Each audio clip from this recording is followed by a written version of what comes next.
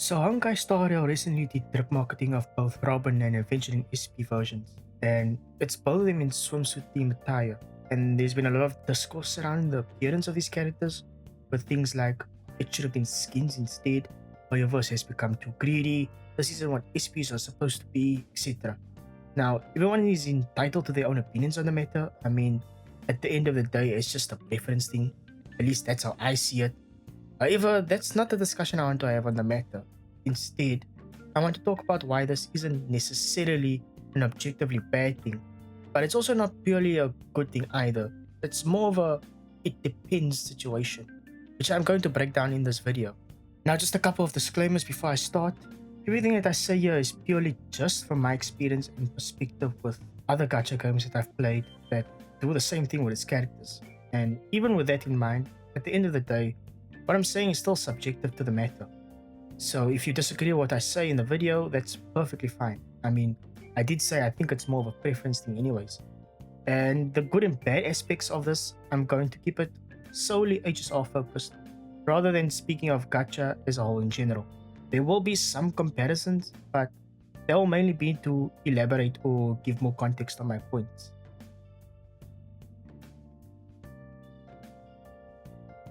So skins nowadays cost a lot, and if you're rich enough to not worry about the price and get a skin, good for you. But for those who are not so privileged and don't mind breaking the F2P barrier, assuming they haven't broken it already, they would normally be the ones to assess the worth of a skin. Is it just a cosmetic difference? Does it come with any different VFX? Are there different voice lines with the skin? Are there any extra accessories that come with the skin? Like a weapon skin, banner card, profile picture, so on and so forth. If the price justifies the worth of it or it meets budget regardless of value, they will likely buy it. But now comes the worth factor. And by this, by just looking at HSR, what I mean is it even worth to buy skin for a character that I like, but they feel too outdated or too weak to play in today's time? Now, if you're someone who hardly cared for this, who are mostly a casual player and not caring for the end games of HSR, the worth factor shouldn't be an issue for you. At least I think it shouldn't. But for those of you who do care for endgame and have personal favorite characters, power creep in HSR is really rampant. Yes, there are bayonet effects like Nova Flares, but I think the general consensus is that Hoyo handpicks specific characters to buff to satisfy specific agendas that, in the end goal of it all, is to improve the banner sales of a future character by offering more viable teammates. So that means there will be a lot of characters that eventually get left in the dust and we players just stop playing with. Hoyoverse knows this, hence why we got free skins for March 7 preservation and around May, as a way for Hoyo to test the impact skins have on a character's usage rate for anything in particular. While I don't have concrete data on this, so I can only provide my opinions, I don't think March 7 got any significant resurgence in usage, and I speak as someone who decided to use her when she got the skin in 3.0 to do the M40 story, and unfortunately, HP and attack inflation got the better of me and I could not sustain enough to make it through some of the fights, especially against the final Nikado boss fight, while having food buffs equipped by the way. Ranmei on the other hand felt like perfect middle ground of a character to test since she treads on the lines between yeah, she's still viable and nah, there's more better options than her. I would appreciate it if you guys could let me know in the comments if Ranmei's skin made you want to play with her for a time. Now, if you factor in the paid skins HSR got, Firefly in 3.4 and Castras in 4.2, the one thing that both these skins have in common is that these skins were released at a time where that specific character was still dominant in the meta, provided you had fully invested in their team package. So with my elaborate explanation out of the way, the point I was trying to make is that it is less value for Hoyo's buck to sell skins for older characters due to them being out of meta, out of relevance, or harder to clear content with set characters compared to before. I mean, if you look at Robin and Aventurine now, there's better sustain options than Aventurine, and Robin still sees niche play in sustainless teams, but that is impractical to play for the average HSR player. So the value and worth of selling skins for them is inherently low from the get-go. A reminder that this is just my opinion, and if you're a simple casual player that just pulls for waifu or husbando reasons, this shouldn't apply to you in any way. I'm going to segue on why the SP route was the better option for these two characters.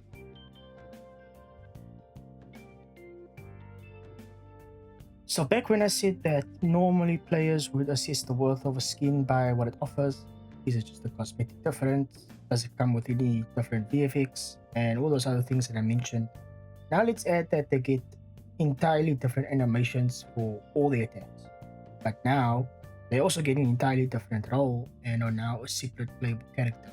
And that's no longer a skin, that's just an SP character. There are a lot of minute details and differences that can pass off as a character being an SP. The best example I can give you is that if you remove the class conversion feature of the Trailblazer and instead they were independent characters per path, that already passes as an SP because they each play fundamentally different from each other, and their smallest change in appearance is the type of weapon they hold.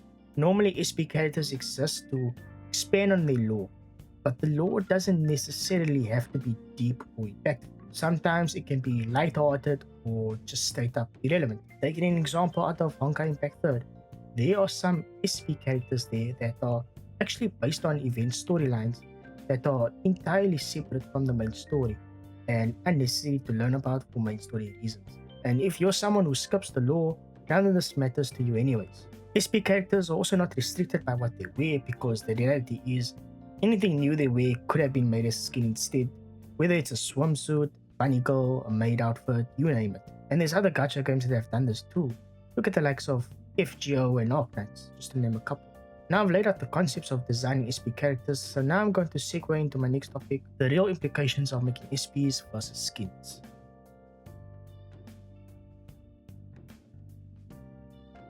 So the reason why I believe the SP route of Robin Aventurine was the better choice is the same reason why I believe that having a deep and impactful lore reason for an SP existing isn't a big necessity, because making SP characters is simply another way for Hoyoverse to make fan favorite characters meta relevant again in both in-game and story, and being able to resell that same character to the player base. The reality is that the average player tends to enjoy playing a specific character, so the shift between gameplay feel of the said character and the SP versions wouldn't matter a lot to them. The only possible negative feeling is that the team investment would now suddenly feel wasted in the end, unless you either don't worry about that aspect about gacha, or you really have the gacha mindset of all good things must come to an end. Could Robin and Aventurine have had different outfits instead of swimsuits? Of course they could, but Hoyoverse decided to give them swimsuit drip instead, and you are allowed to like or dislike this decision. Now you are maybe thinking, does this mean Hoyoverse will never make swimsuit skins for existing characters? Then my answer to you is that I believe they still will, and I don't just specifically mean swimsuits, I mean all types of skins in general.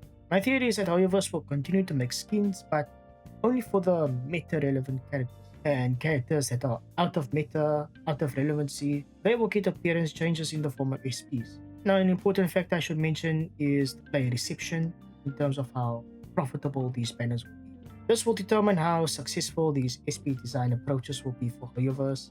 If it is successful, I think we could potentially see more characters wearing seasonal outfits as SPs with animations and gameplay that fit the theme. If it isn't successful, then we'll probably not see this again.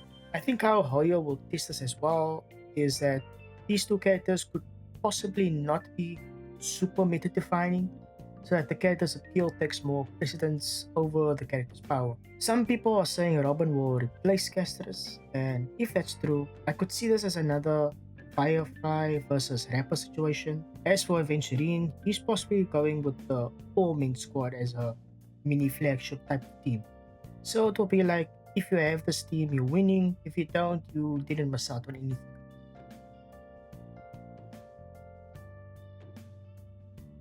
So overall, I don't find this to be a problematic thing. Instead, it's just another thing of the gacha genre that you can either like or dislike.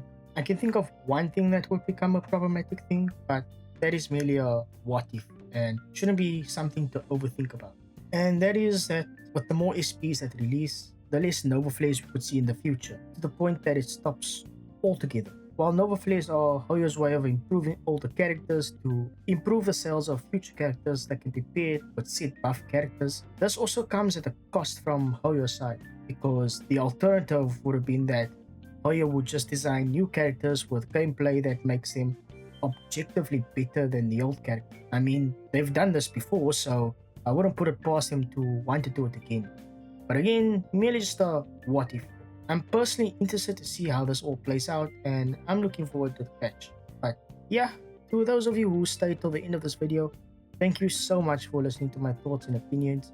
If you enjoyed this video, please give it a like and subscribe to my channel, because I want to make more videos like this in the future where I just have gotcha discussions, and it doesn't necessarily have to be only HSR. I'm Shackmeister, signing off.